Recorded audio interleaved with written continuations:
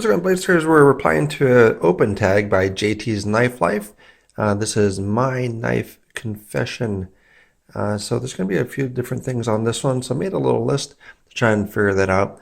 And then just also posing a question as far as the regular reviews, do you guys prefer the music in the background or no music in the background? So that's come up. So I had some positives and then also some that actually don't like it too much. So let me know on that one. But so starting off with some of the confessions on this. Personally, I research too much. So that's where some of those things take a little bit longer sometimes. One of the reasons why I kind of coin or refer back to a statement my wife made before we got married is indecision is a decision. I even actually had that as part of my proposal tour, as far as indecision is a decision, and I choose to be with you. So that's kind of how that played out. But I researched this knife here. This was my first knife that I picked up, which was the major purchase. So I guess that sounds silly as far as my major purchase, but $40 I think that's how much this one was, and that was a lot of money. I was just like, this is going to be the only knife I'll ever buy. 40 bucks, Kershaw Skyline, and then that's going to be the only one. So it took me like a month and a half of watching videos, reading reviews to get actually this knife. So it's still a nice knife. I still like it. So even though it's a fairly old model, the other ones have come and gone, but that's one thing I research too much. And that's something that comes across sometimes on that. Uh, also, I don't know if I have a current expectation of perfection at 250, if that's unreasonable, because I haven't had like a mass array of exposure.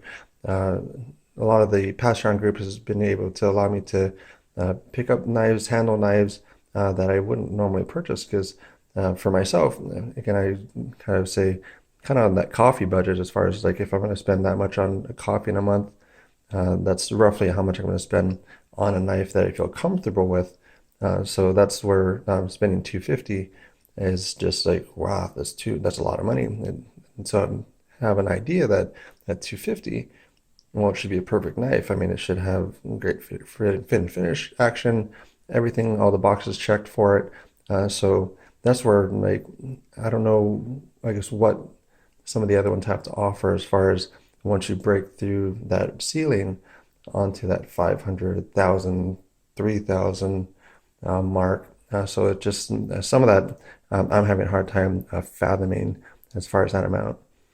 Also, now for uh, concerns as far as even for the channel, as far as when I'm going to get my first troll and then when I'm going to have to block someone. So far it's been a really great experience.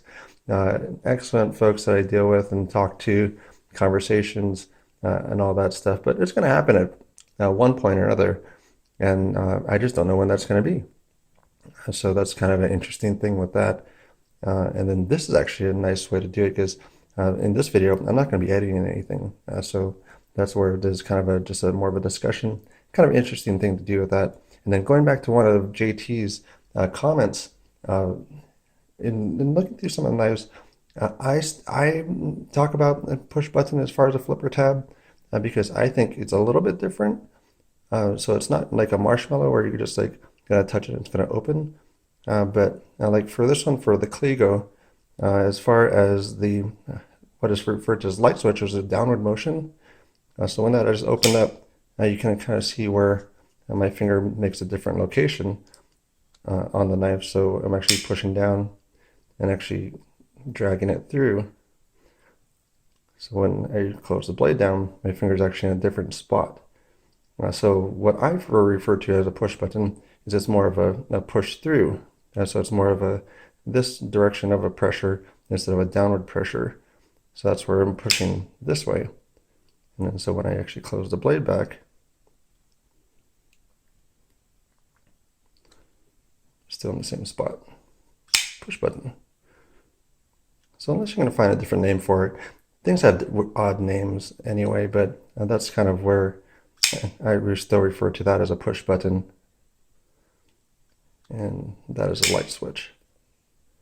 But that's kind of my idea for that. And some knives just you can't do that with.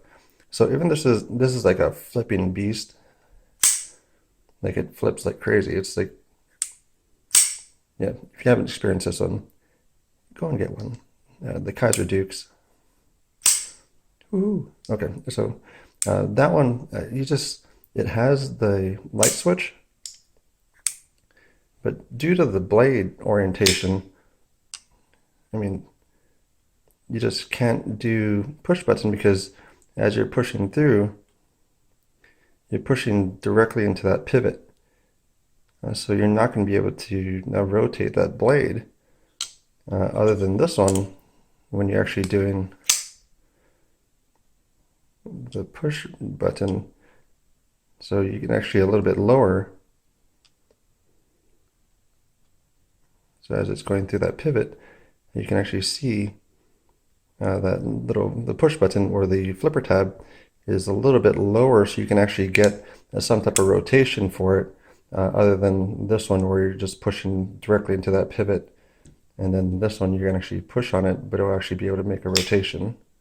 So that's kind of the difference on that. At least that's what I perceive it to be, and that's why I think there's a little bit of difference for it. So hopefully that makes some type of sense for that. But some of the other ones for it, I have concerns for, I guess, as the knife or the channel grows, which I appreciate everybody that's been on. I have a concern for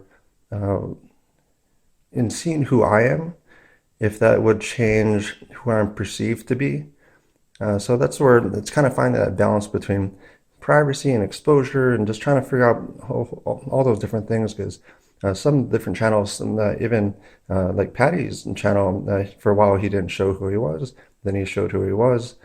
So that's kind of figuring out when or if that would happen, because it seems like people are able to be successful with it without showing who they are. Like Nick's channel, for example, but I just don't know. I mean, that's kind of where I even talked with some other channels as far as trying to figure that out, because some of us have similar concerns with that, being in the knife channel and kind of this type of realm. That's kind of an interesting thing with that.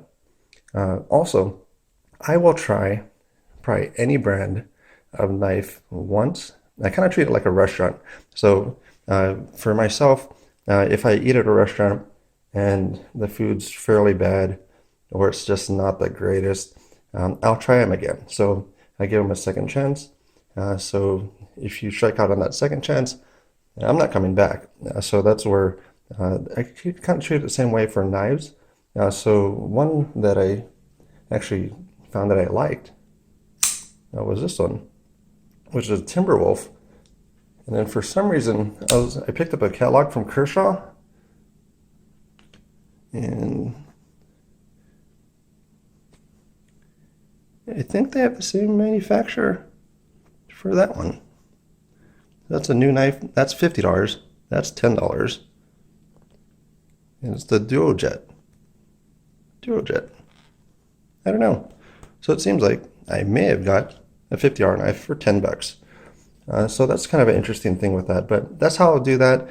So other than probably lobster, like I don't like lobster. Like I've tried it a few times. I just don't like it, but I keep on trying it over and over again because people say it's just amazing. So I'm just looking for this amazing lobster that I don't know if I'll ever find. So that's kind of an interesting thing with that. And kind of seems kind of the whole crazy thing as far as doing the same thing over and over again and expecting a different result. But I am trying it at different restaurants, so it's somewhat different. At least in my mind, it's different, even though other people think it's not, and I just don't like lobster. So I just don't know. So that's something with that. And then also tip up, tip down carry. Now that I don't mind either way. So this one, as far as when the Skyline with the factory clip, I mean, I did the tip up carry because first starting out, I mean, you get like all the recommendations, like You have to do tip up carry, you must do. This is the only way you need to carry a knife. And it kind of gets beaten into you as far as how it works, but I mean, tip up carry on this knife is fairly bad. I mean, this sticks out of your pocket like crazy. Tip down carry, otherwise, not that bad, and actually works fairly well. So that's kind of my thought on that one, as far as how that works. But those are some of my things. Some of the things that are on my mind when I was talking about kind of like confessions. And then, I'm sorry, this is getting a bit long too, but that's about it. So open tag. So JT's Knife Life started this whole thing out, and hopefully that didn't get too odd or deep for folks, but that's kind of my knife confessions.